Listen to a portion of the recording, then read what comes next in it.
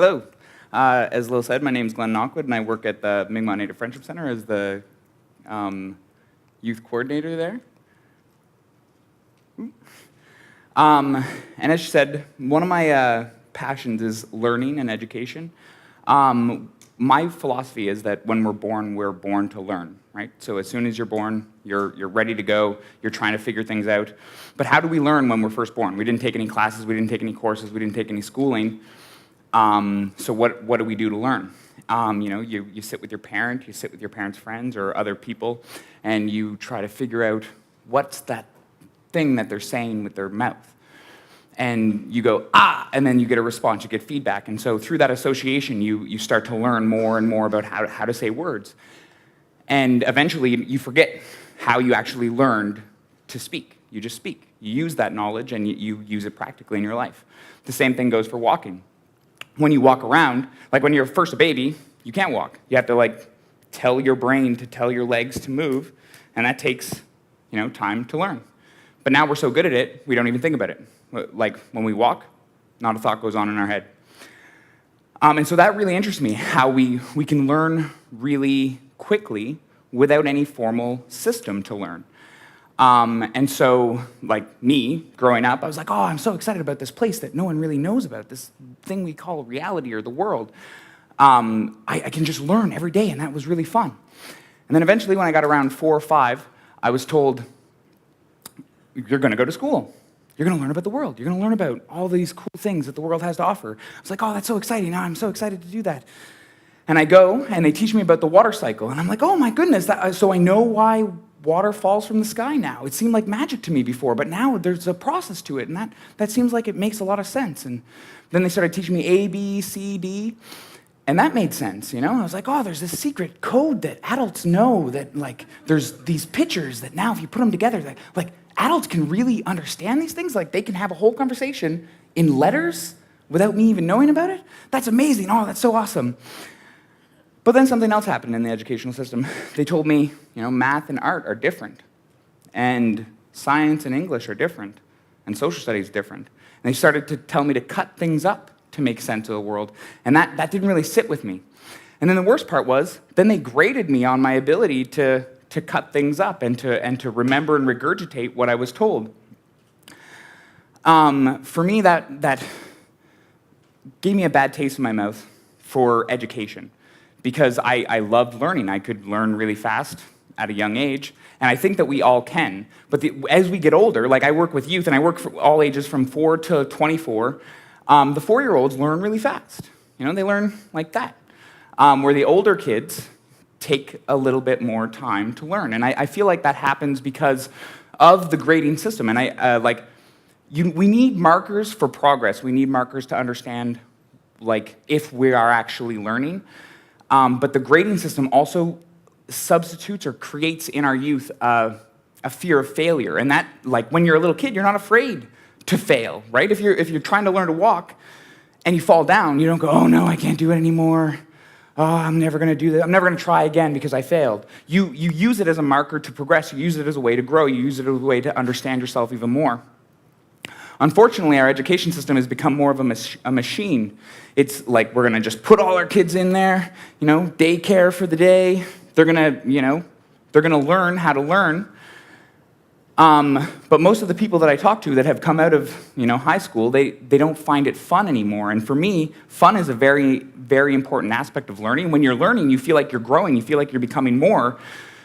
But when that stops, that's not learning. That's just, I've learned that we shouldn't be sitting down.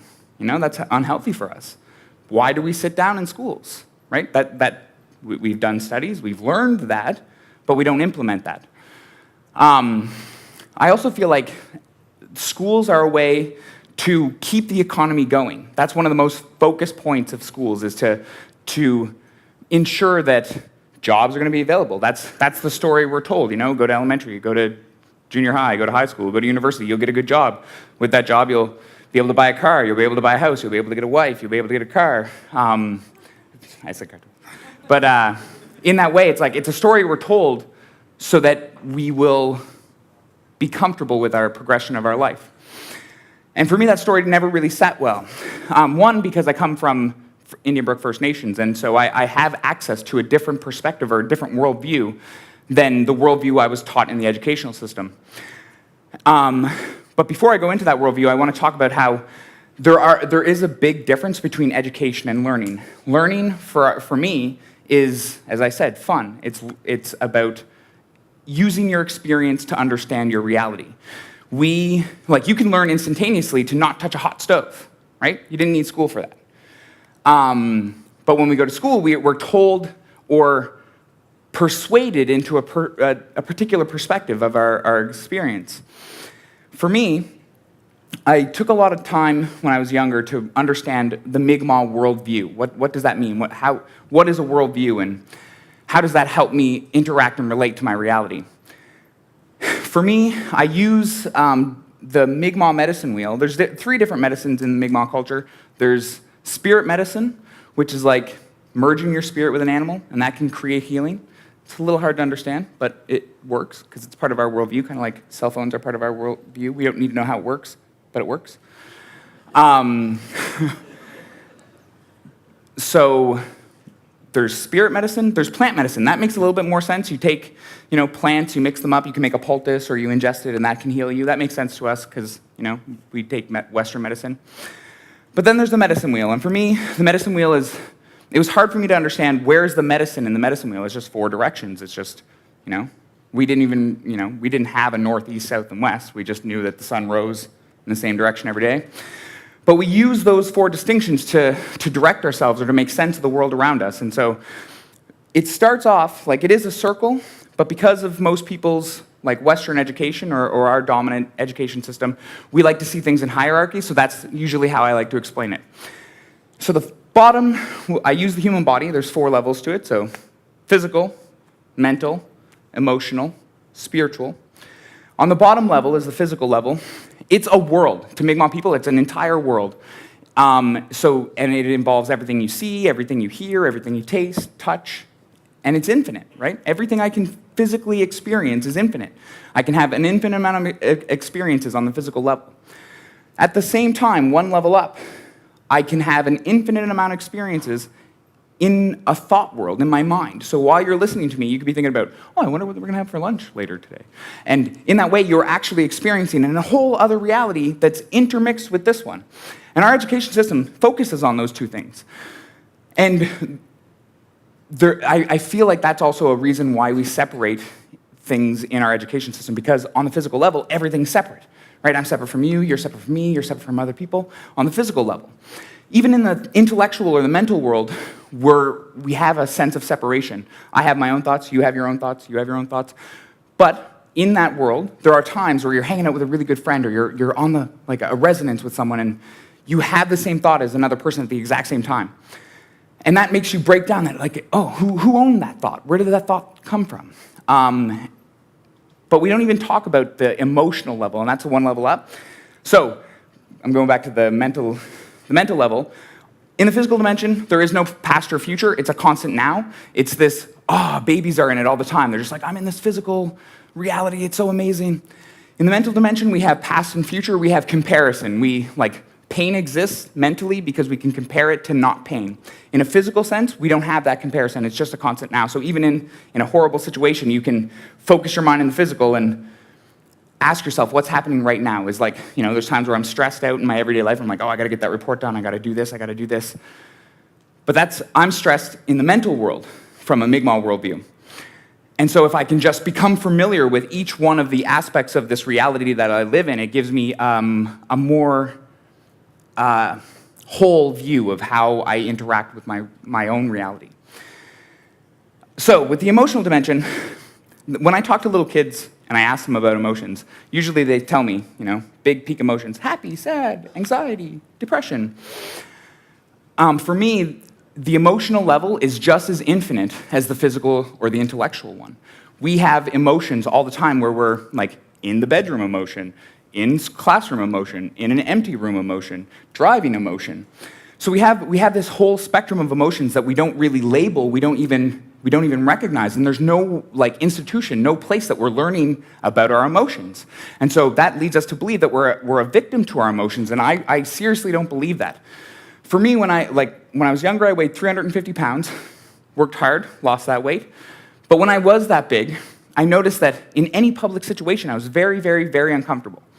And I thought that I was uncomfortable all the time, and I could never talk in front of people. I could never, I tried to hide myself away. But in my experience, I would see these people who would come into the room, and there would be other people, and I'm uncomfortable, but they could just be the life of the party, and they could talk to anyone and make everyone feel comfortable. And at first, I hated those people because I wanted to be like them. And I didn't understand how that person could just be comfortable wherever they went. I didn't understand it. I was always uncomfortable. But then I had this realization where one day I'm sitting home by myself, no one's judging me. I'm eating 2 loaves of bread and a box of cookies. And I realized that no one's around, so no one can judge me, so I feel comfortable with myself. I'm not judging me for eating this stuff. I feel really good. Why is that different from when I'm out with people? And that was because at that time I thought I was a victim to my emotions, but I then just decided I'm going to be familiar with this feeling. I like this comfortable feeling, the non-judgment that I can do anything, that unafraid of failure, unafraid of judgment, unafraid of, I didn't need people's approval. And so I worked on being very familiar with that feeling, and then I'd go out into public situations and that uncomfortable feeling would come right back. But because I was familiar with that emotion, I could, find it within myself to remember that emotion. And a funny thing that happened was when I started to feel more comfortable with myself, everyone around me started feeling comfortable.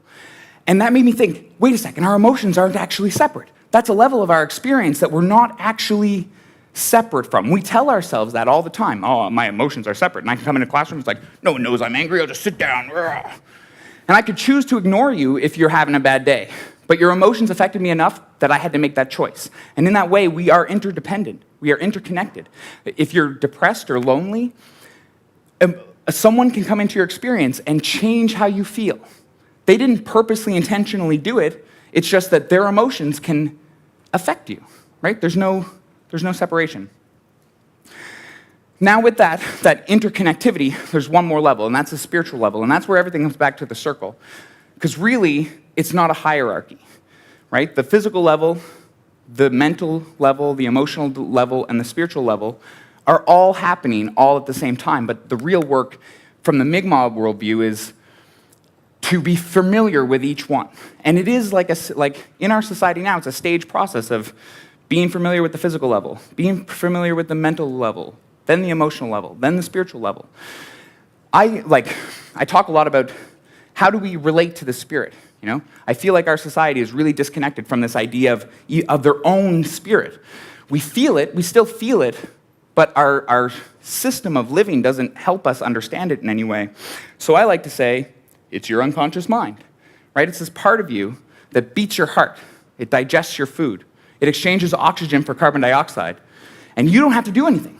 It's doing it for you all the time. It presents your thoughts to you. It's this thing that's always there, that is you, that gives you also the experience of total control, when in reality it controls. And that, to me, is a connection or an idea or a way of perceiving spirit in a scientific way.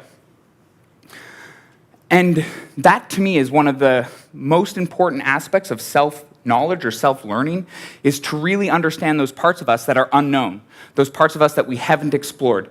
For me, I've experienced, tragedy in my life. There's been times where I've had to deal with loved ones dying, and there's no course, no class that you can learn to deal with those things.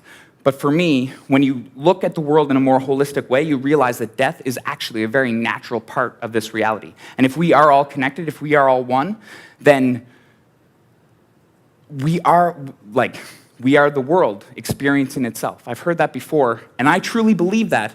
I don't intellectually believe it. There's a difference between knowing and learning, right? We can know that it's healthy to be active, but are we all active, right? Are we applying that knowledge to make it actual learning or wisdom? So for me, the more you can become familiar with your unconscious mind, and that meditation techniques, breathing, right? Breathing, we all do it. We're all the same in that.